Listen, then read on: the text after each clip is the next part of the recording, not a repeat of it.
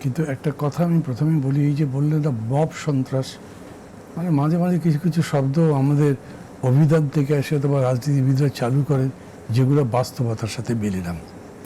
আমরা আজকে আমাদের জোট গণতন্ত্র মঞ্চের পক্ষ থেকে কী বলে প্রথম আলো এবং ডেইলি স্টারে ভিজিট করতে গেছিলাম। ওখানে গিয়ে যেটা দেখলাম, ওইখানে যে ক্রাইম সিন করা হয়েছে, পুলিশদের সাথে কথা বললাম, স্টাফদের সাথে কথা বললাম, এটা কোনো মব সন্ত্রাসটা তো মানে এইটা একটা অর্গানাইজড গ্রুপ একদম পরিকল্পিতভাবে ওই কাজটা করেছে। যেমন ধরেন আমি এর আগে শাহবাগ থেকে ফোন পেয়েছি 2-3টা ওই রাত্রেই।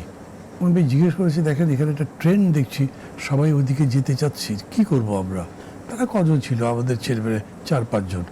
তাই আমি বলেছি, তোমরা তো আটকাতে পারবে না, বোঝাতে পারো যদি বোঝাও, কারণ আমরা মিডিয়াতে কেন হামলা করব। তারপর তারা গেছে, যা হয়েছে সেটা মানে পুড়িয়ে দেওয়ারও একটা বিভৎসতা থাকে না, মানে ধরে যে আগুন লাগিয়ে দিয়েছে, ভয়ে ভয়ে কিছু দূর হয়েছে, নিভিয়ে ফেলেছে, এরকম একদম মানে একটা কনস্ট্রাকশন মানে ভস্মীভূত হয়ে গেছে কালিতে, মানে আপনার ডেব্রিজে অন্য কিছু একদম মানে একটা ধ্বংসস্তূপের মতো লাগে। বহুত প্রথম আলো ওইখানে। তা আমি ওদের জিজ্ঞেস করলাম যে আপনাদের এটা কতক্ষণ চলেছে? তো বলছে যে চলেছে।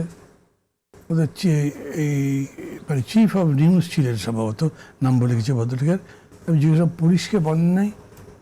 বললো যে আমরা তো আগেই বলেছিলাম। আমি বললাম যে আপনারা তো জানেন যে ওইখানেই একটা বক্তৃতা চলছিল শাহবাগ চত্বরে, যে তারা ওদিকে আপনাদের দিকে আসবে। বলেন বলেছি, তারপরে কি হয়েছে? চুপ করে থাকলেন। লোকের কাছে শুনলাম ওদের যে স্টাফরা বললো আর্মি ছিল ওইখানে। এটা তো বোধহয় অন্যান্য ইয়েতে ভিডিওতেও দেখা গেছে বা ইয়ের মধ্যে আসছে। যখন এরা আক্রমণটা করলো, প্রথম দিকে আর্মি বাধা দিয়েছে, আর্মির এই বাধাকে উপেক্ষা করে তারা ভেতরে ঢুকে গেছে। তখন আর্মি বলেছে আমাদেরকে 15-20 মিনিট সময় দাও, আমরা চলে যাচ্ছি। And the left the press. তারপরে যেটা হওয়ার সেটা হয়েছে। ডেইলি স্টারে ওনাকে জিজ্ঞেস করলাম, তারা আমি বললাম যে যখন প্রথম আলোতে এটা হচ্ছে, আপনারা তো এক্সপেক্ট করতে পারেন বা আপনারা শঙ্কা করতে পারেন যে ওরা এখানে আসবে, আপনারা বলেন নাই? বলেছি হ্যাঁ বলেছি। তো তো কী আর, ওরা আসলো, র্যানস্যাক করলো। আমি বললাম পুলিশে করে না, তারা আসে নাই। মানে আমার কাছে একটা অদ্ভুত বিষয় মনে হলো যে ধরেন ওখানে কত লোকই বা গেছে, একটা মবও যদি বলে আপনাকে কন্ট্রোল করতে পুলিশের কত বড় কন্টিনজেন্ট লাগবে, তারপর এখানে তো আর্মি ছিল, কিন্তু সেই ইয়েটা আমি ওখানে দেখি নাই।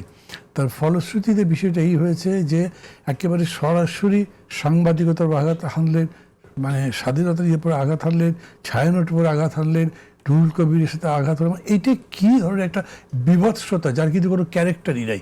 একটা হতে পারে এটা একদম পিওর কোনো একটা সন্ত্রাস তৈরি করা, পেছনে কোনো মোটিভ থাকতে পারে, কিন্তু সেই মোটিভের মূল জিনিসটা হচ্ছে সন্ত্রাস, এবং তার সামনে অন্য কোনো কথাই চলতে পারবে না, এইরকমই দেখেছি আমি।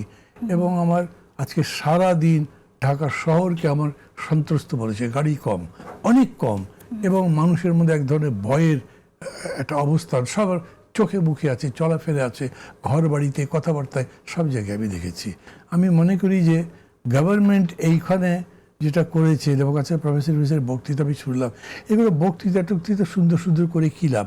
আপনি তো 24 ঘন্টা আগে টের পেয়েছে যেটা হতে পারে, ইনফ্যাক্ট আপনি আরও আগে জানেন যেরকম হতে পারে, অনেকে তো বলেছে, তার ব্যাপারে আপনার কোনো ইয়ে নেই। এরকম হয় যে অনেকে ব্যক্তিগত পর্যায়ে যে সমস্ত ঘটনা ঘটে সেগুলো নিয়েও ইন্টেলিজেন্স ঘটনা ঘটবে আগে হাজির হয়, তারপরে সন্ত্রাসীদের ধরে ফেলে, জঙ্গিদের ধরে ফেলে।